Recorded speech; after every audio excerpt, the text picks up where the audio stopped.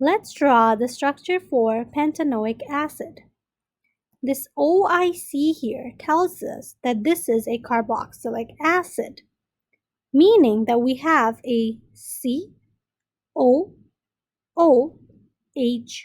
present. When we draw the COOH, we end up with carbon having a double bond with oxygen, which is this first carbon and oxygen right here,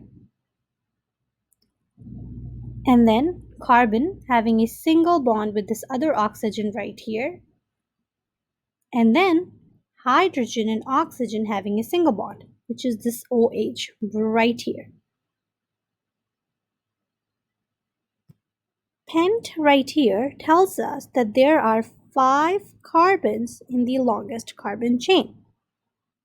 This ane here tells us that this is an alkane, meaning that there are only single bonds between carbons.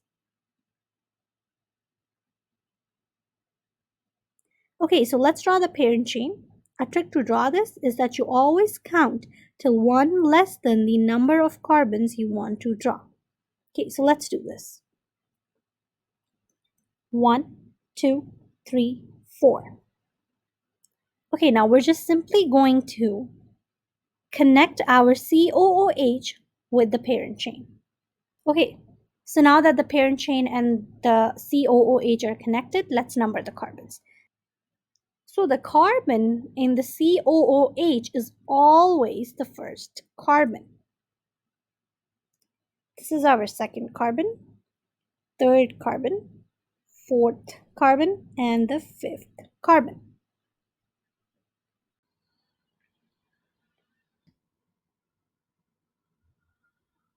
So this is the structure for pentanoic acid. Thank you for watching, and don't forget to hit subscribe.